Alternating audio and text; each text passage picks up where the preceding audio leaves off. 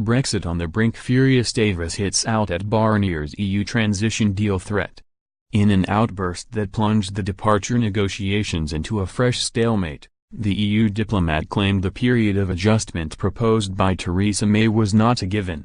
He also raised the stakes in the row over the Irish border by claiming customs checks were unavoidable because of the Prime Minister's insistence that the UK is quitting the European Single Market and Customs Union. Tory Cabinet Minister David Davis hit back last night by branding Mr Barnier's remarks surprising and said, "Given the intense work that has taken place this week, it is surprising to hear that Michel Barnier is unclear on the UK's position in relation to the implementation period." Mr Davis acknowledged that for any such period to work, both sides will need a way to resolve disputes in the unlikely event that they occur. But there is a fundamental contradiction in the approach the Commission is taking. Today they acknowledged that a way to resolve disputes and infringements is needed. Yet at the same time they dismissed the UK's push for reasonable safeguards to ensure our interests are protected. It is not possible to have it both ways. The bad-tempered clash yesterday left the talks in fresh deadlock, dramatically raising the chance of Britain quitting the EU without a deal with Brussels. Mr Barnier's salvo followed a week of sniping between the government and Brussels over arrangements for the 2-year implementation period following Brexit. Ministers are furious that the EU wants sweeping powers to impose sanctions on the UK during the transition. Mr Barnier, speaking at a news conference in Brussels, was unable to hide his irritation at Britain's stance. He claimed the UK had to accept the ineluctable consequences of the referendum vote to quit the EU. And he said, "To be quite frank, if these disagreements persist, the transition is not a given. Time is short, very short, and we haven't a minute to lose if we want to succeed."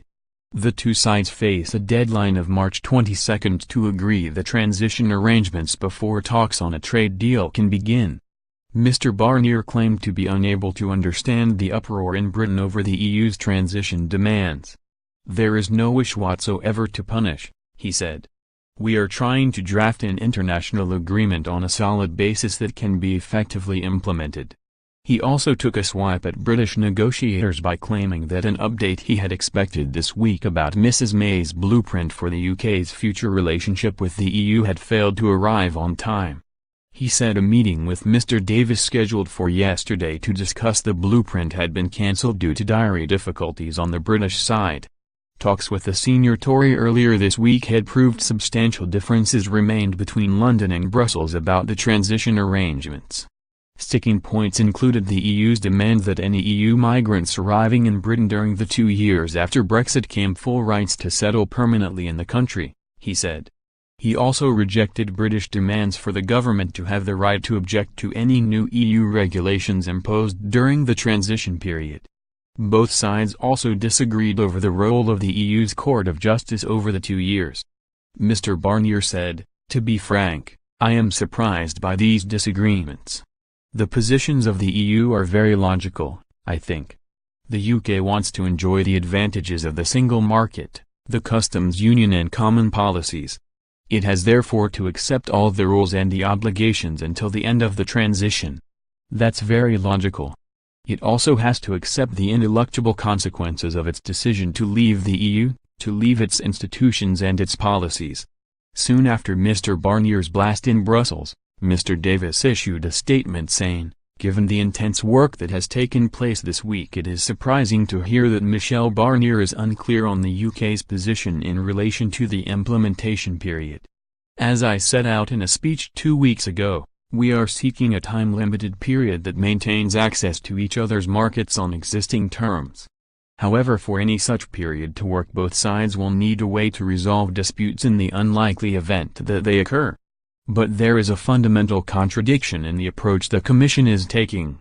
Today they acknowledged that a way to resolve disputes and infringements is needed. Yet at the same time they dismissed the UK's push for reasonable safeguards to ensure our interests are protected. It is not possible to have it both ways.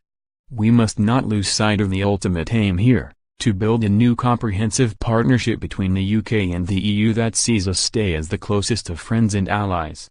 It is in that spirit that the UK continues to approach negotiations with the Commission. Mr Barnier's threat of customs checks provoked anger in Northern Ireland last night. Democratic Unionist Party MP Ian Paisley, whose party backs Mrs May's Brexit plans at Westminster, said, "Well then Mr Barnier, go right ahead and start building your hard border or else negotiate a sensible free trade deal with the UK. The choice is now yours." Senior backbencher Jacob Rees-Mogg, who heads a 60-strong group of Eurosceptic Tory MPs, last night denounced Mr Barnier's threat as feeble and urged the government to abandon the idea of a Brexit transition.